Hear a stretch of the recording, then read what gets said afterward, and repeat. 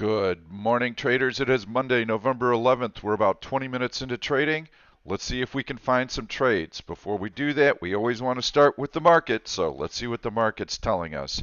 We've got this gradual drift higher after a breakout through horizontal resistance at that $302 level. You can see that the trading volume has been light. That's what it should be, and we've been drifting lower. This is typically a very, very busy time of year for the market.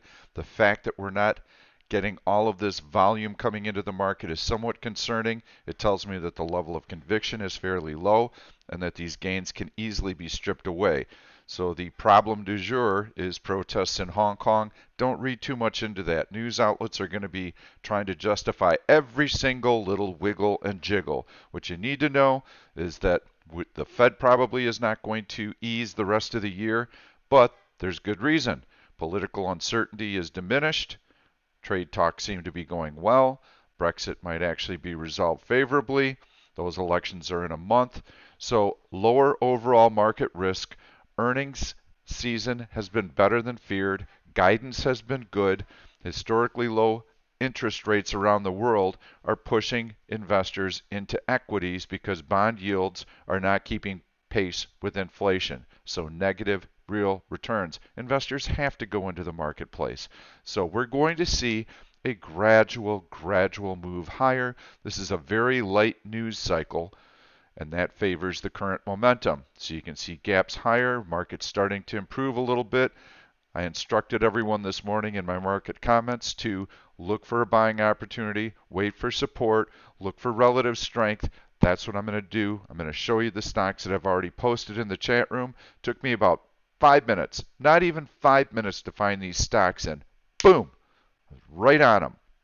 We're going to be looking for bullish put spreads, and we've got a lot of bullish put spreads. This grind higher has been perfect for the strategy after we had the breakout right here. We're distancing ourselves from the action. We're taking advantage of time decay during these very, very quiet markets. We need stocks with heavy volume and relative strength. That's what we're looking for. I also want to show you, I get a lot of questions about my day trading indicator for the S&P 500 E-mini. Let's take a look at how it's been doing. Here's the key to using it. I'm going to take the major moving averages off for a minute so that they don't obscure the chart. Here's the price action from last Friday. So we can see on the open, had a little bit of choppiness and this big red candle right here. So pretty heavy selling. This is a lot of noise early in the day when the volume is light, and we get this instant bounce right in here. I wouldn't really be trading this and this. To me, it's a lot of chop, especially after a big sell-off like that. We do get a really nice bullish hammer right off of this big red candle, which tells me with the big long tail underbody that the market's probably going to have a nice bounce. And you can see that we've got this uptrend right in here, and things start to finally have some order to them, and we've got that on a nice cross. So when the indicator crosses from a peak and it crosses below the blue dotted line, that's a sign that there could be some weakness coming into the market. So if you're long stock, that's your sign to, hey, let's take some profits. The market may be moving against us. So if you're trading the S&P futures, this is your opportunity to look for a shorting opportunity. It starts to grind, drift lower, draw that trend line right in here, and use that trend line as your stop. That's how you know to take profits. Eventually, you'll be taking profits right in here on that long green candle, and look what else happens. On that downtrend line breach, we also get a bullish crossover on the 1OP indicator. Very, very nice trade there in very quiet conditions. So what's it doing right now? We've got the market rallying and we've got the indicator moving higher and higher. I would start looking for long tails above body. See, we've got a couple here. I wouldn't consider those long, but as the market tries to push higher and tries to fill in this gap, it's going to want to try and do that today. As it tries to do so, if you see long tails above body forming, that's your sign that resistance is there. Then draw your uptrend line, and as soon as that uptrend line is broken on a 1OP cross, that's your opportunity to short the futures. But right now I'm going to shift gears and I want to take a look at stocks that I really, really like, because over the course of the next week or 2 weeks, we still want to be reestablishing these bullish put spreads. A lot of them will be expiring Friday, and right now they should be trading for pennies. Buy them back, reduce risk, go to the sideline, wait for the dip, because eventually when we do get a dip, bullish speculators are going to be flushed out. This is a light volume rally. Could see one nice big day where we pull back, test that 302 breakout level on a longer term basis. That's our entry point right on that uptrend line here. I'm expecting to find support at 302. That's when I want to reload on these bullish put spreads. If you're an active trader, please subscribe to this YouTube channel. I'm going to post these videos an hour after the open each day, earlier if possible. Option Stalker is what we use to find these opportunities. It's a search engine, and right now we're looking for relative strength and heavy volume, and we can do that even on a 5-minute basis. That's how complex this search engine is. You can get it at www.oneoption.com. If you like the content, please give it a thumbs up. Please leave your comments and questions. I will reply. So again, please subscribe to the YouTube channel.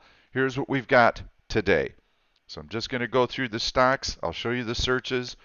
I went with after earnings, which would be bullish, because we're in the bullish category right here in the search engine. There wasn't anything. So we're getting through earnings season, but you need to check that search each day. Heavy buying. Let's take a look at what we've got. We've got a couple of new candidates in here. I'm just going to use a daily chart. Right now with light market activity, I want to make sure that I like the stock on a swing basis before I go in and look for a day trading opportunity.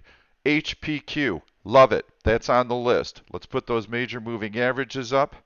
Do the 200-day and the 100-day. Going to take the 10P indicator down. Don't need that anymore. Love the breakout here through horizontal resistance. We've got earnings. Just hover over the last bar here that says E. And if it's going to be announcing earnings, you'll see the date. So 11/26 is when they post earnings. Good news is 11/22 is an expiration before the earnings announcement. So we have expiration before earnings announcement. Perfect for selling bullish put spreads. Right on that $19 strike price. That's what I suggest everyone do. That support level should hold. If it doesn't, you have to buy the put spread back in. But we've got horizontal support and we have the 100-day moving average to lean on. You can see this gigantic spike here. So there were a lot of buyers that came in. We've got a bullish hammer right off that 100-day moving average. That's how we do it, folks. So easy. HPQ makes the list.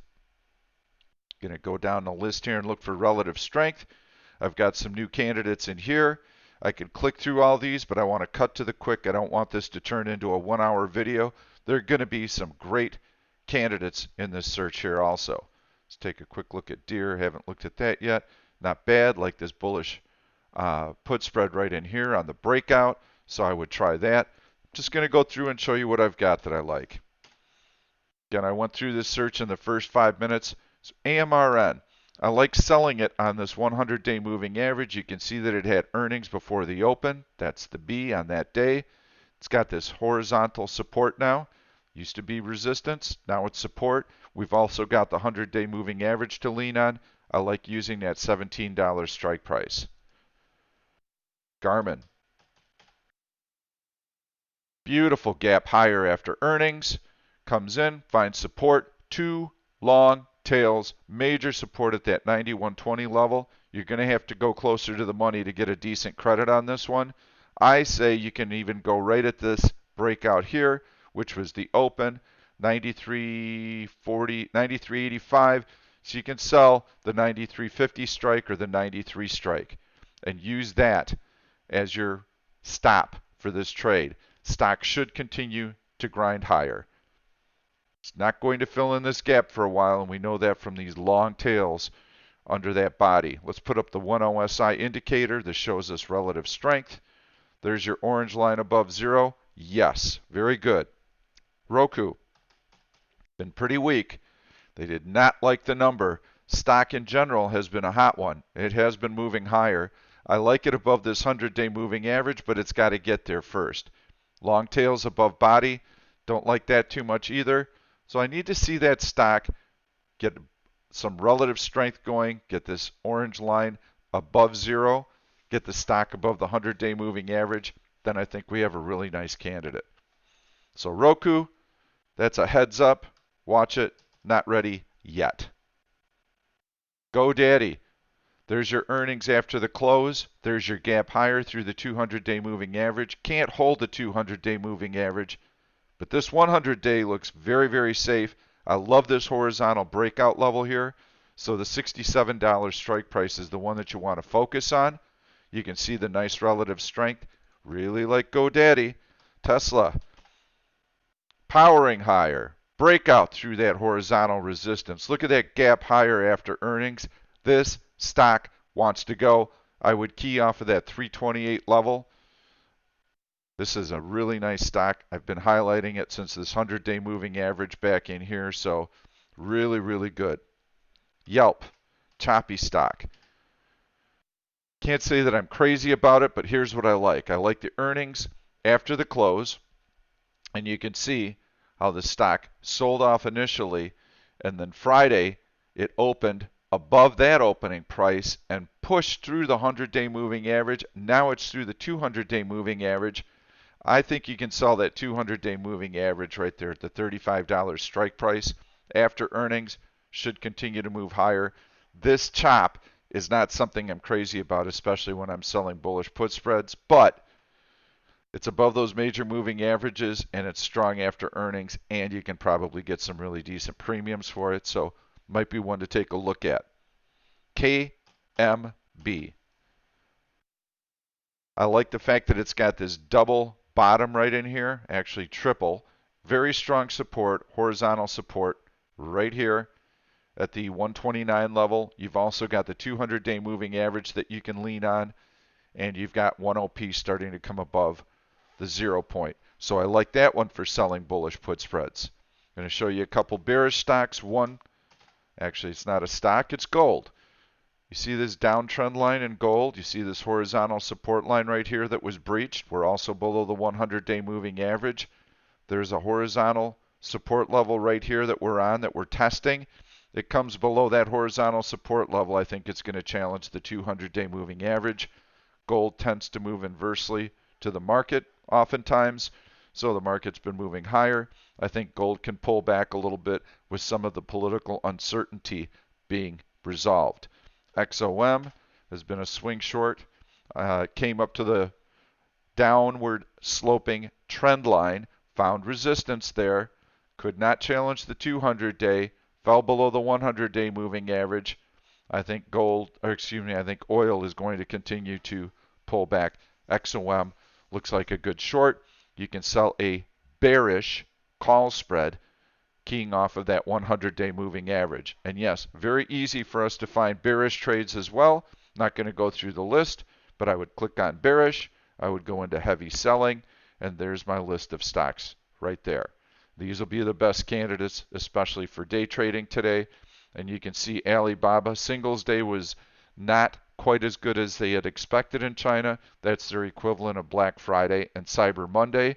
And you can see how the stock had popped through.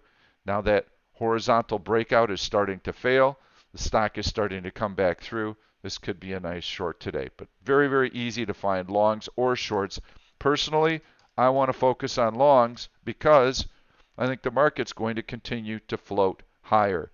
It's Veterans Day.